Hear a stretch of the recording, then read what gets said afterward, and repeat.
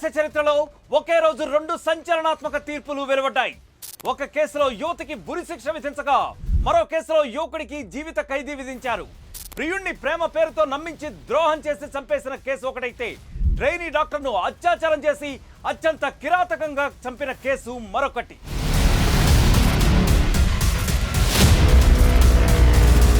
దేశవ్యాప్తంగా పెను సంచలనం రేపిన కోల్కతా వైద్యురాలపై అత్యాచారం కేసులో దోషి సంజయ్ రాయ్కు సీల్గా కోర్టు యావజ్జీవ కారాగార శిక్ష విధించింది.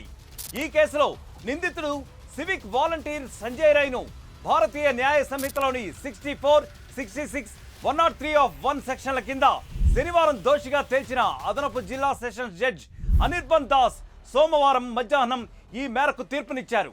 అయితే సిబిఐ తరపు న్యాయవాది మాత్రం అది చాలా అరుదైన కేసని, ఈ ఘటన పౌర సమాజాన్ని ఎంతగానో కలిచివేసిందని కూడా గుర్తు చేశారు కోర్టులో. అయితే దోషి సంజయ్ రాయ్కు ఉరిశిక్ష విధించాలని ఆయన డిమాండ్ కూడా చేయడం జరిగింది. అయితే వైద్యులకే రక్షణ లేకపోతే ఇంకేం చేయాలని, మరణశిక్ష మాత్రమే సమాజంలో విశ్వాసాన్ని పునరుద్ధరించగలదని, పెంపొందించగలదని కూడా ఆయన వాదించడం జరిగింది. ఇరుపక్షాల వాదనలు విన్న జడ్జి ఇది అరుదైన కేసు కాదని పేర్కొంటూ చివరికి జీవిత ఖైదును విధించారు.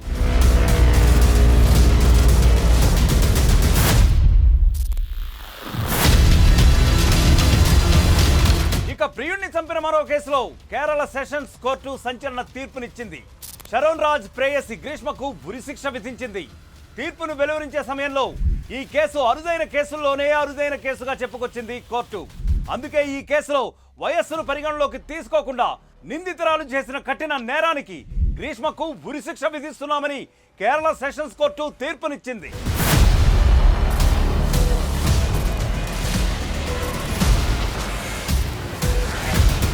అసలు అరుదైన కేసులకే ఉరిశిక్ష పడుతుందా? అరుదైన కేసులను జడ్జి ఎలా ధృవీకరిస్తారు? రక్తపాతం, హింసాత్మకం ఈ రెండు కూడా ఎక్కువగా ఉంటేనే అరుదైన కేసులు అనుకుంటే, మరి కేరళలో ప్రియుణ్ణి కేవలం విషమిచ్చి చాలా సింపుల్ గా చంపేసింది గ్రీష్మ అనే మహిళ. ఇది అరుదైన కేసు అయినప్పుడు కోల్కతా వైద్యురాల్ని అత్యాచారం చేసి ఆమెపై దాడి చేసి చంపేశాడు సంజయ్ రాయ్ అనే ఒక శాడిస్టు. ఇది అరుదైన కేసు ఎందుకు కాలేదు? అసలు ఇంతవరకు ఏ కేసులను అరుదైన కేసులుగా గుర్తించి ఉరిశిక్షను విధించారు? ఉరిశిక్ష కేవలం మగవారికేనా, ఆడవాళ్లకు కూడా విధించారా అన్నది ఒక్కసారి తెలుసుకునే ప్రయత్నం చేద్దాం.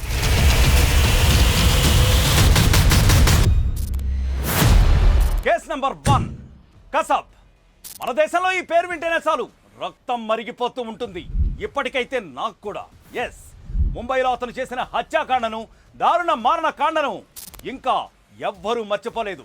అది 2008 నవంబర్ 20వ తేదీ. ఆ రోజున ముంబైలోని తాజ్ హోటల్ను కేంద్రంగా చేసుకుని పాకిస్తాన్ టెర్రరిస్టులు రెచ్చిపోయారు. దాదాపు 3 రోజుల పాటు అక్కడ మారణహోమం సృష్టించారు. వందలాది మంది సామాన్యులను, పిల్లల్ని కాల్చినట్టు కాల్చి చంపేశారు. ఎంతో మంది పోలీసులు అప్పట్లో అమరులయ్యారు. ఈ మారణకాండలో టెర్రరిస్ట్ కసబ్ను ప్రాణాలతో పట్టుకున్నారు.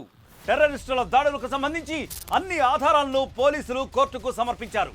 చివరికి అతన్నే దోషిగా తేల్చారు. కసబ్ చేసిన మారణకాండను జడ్జి అరుదైన కేసుగా చెప్పుకొచ్చారు.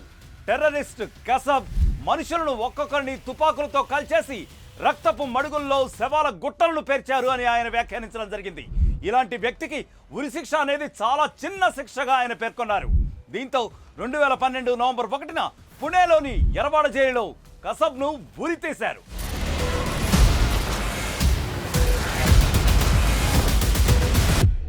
ఇంకా ఇలాంటి అరుదైన కేసుల్లో రెండవ కేసు ఏంటో చూద్దాం. యావత్ దేశాన్ని సంచలనానికి గురి చేసిన నిర్భయ కేసులో దోషులను ఉరి తీశారు. భారతదేశ చరిత్రలో ఒకే రోజు 4 దోషులను ఉరి తీయడం అది రెండవసారి. 1983 నవంబర్లో దొంగతనాలకు పాల్పడి వరుస హత్యలు చేసిన 4 యువకులను పుణేలోని ఎర్రవాడ జైలులో ఉరి తీశారు. మళ్ళీ 36 ఏళ్ల తర్వాత, సరిగ్గా 36 ఏళ్ల తర్వాత 2020 జనవరిలో నిర్భయ దోషులను అదే పద్ధతిలో ఉరి తీశారు. స్నేహితుడితో కలిసి బస్సులో వెళ్తున్న యువతిని అతి కిరాతకంగా మృగాళ్లలా మీద పడి గ్యాంగ్ రేప్ చేశారు. ఆ తర్వాత ఆమె మర్మాంగాల్లోకి ఇనుప రాడ్లను గుచ్చి మరీ రాక్షసానందం పొందారు ఆ దుర్మార్గులు. దీంతో యువతి శరీరంలో ఎముకలు విరిగిపోయాయి. రన్నింగ్ బస్సు నుంచి యువతిని రోడ్డుపైకి విసిరేసి నిందితులు పరారయ్యారు, పైశాచికానందం పొందారు. ఈ కేసులో 4 యువకులను దోషులుగా తేల్చారు. ఒక యువతిని అంత దారుణంగా అత్యాచారం చేసి హింసించి చంపిన ఈ కేసును న్యాయమూర్తి rarest of the rare case అంటే అరుదైన కేసుల్లో అరుదైనదిగా ఆయన పేర్కొన్నారు. నలుగురు దోషులకు జీవించే హక్కు లేదని, ఇక ఏ మాత్రం వారు బ్రతికుండకూడదని ఆయన నిర్ధారించుకుని ఉరిశిక్ష విధించారు. 21వ శతాబ్దంలో యావత్ దేశాన్ని కదిలించిన అత్యంత దారుణమైన హేయమైన అత్యాచారం కేసులో నిర్భయకు 7 సంవత్సరాల సుదీర్ఘ విరామం తర్వాత న్యాయం దక్కింది. తీహార్ జైలు గోడల మధ్యలోనే ఉన్మాదులైన ఈ నలుగురు దుర్మార్గులకు, దోషులకు ఒకేసారి ఉరిశిక్షను అమలు చేశారు.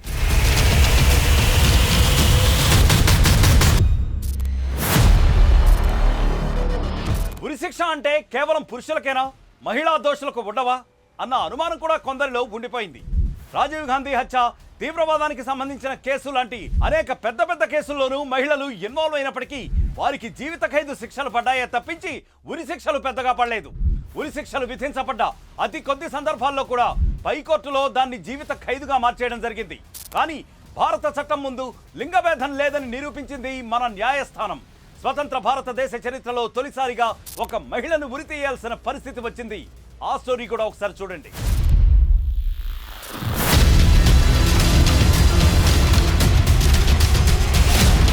ఇక మూడవ అరుదైన కేసు ఏంటంటే ఉత్తరప్రదేశ్కు చెందిన షబ్నమ్ అనే యువతి.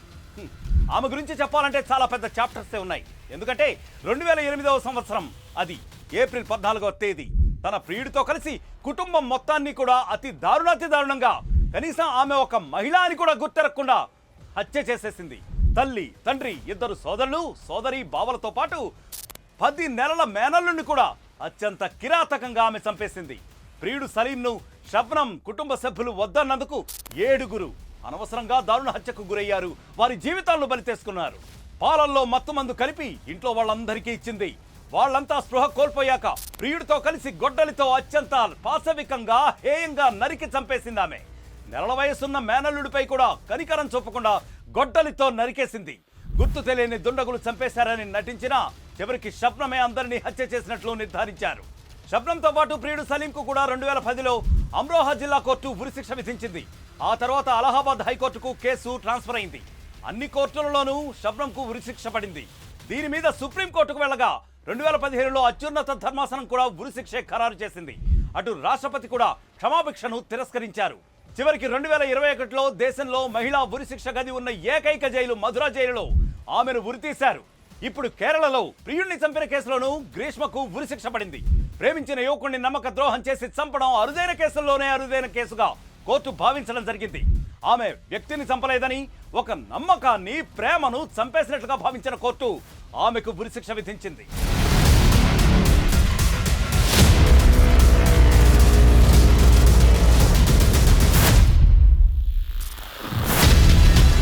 ప్రపంచంలో ఏ మూల ఏ క్షణం ఏం జరుగుతుందో వేగంగా తెలుసుకోవడానికి తొలి వెలుగు వాట్సాప్ ఛానల్ని ఫాలో చేయండి.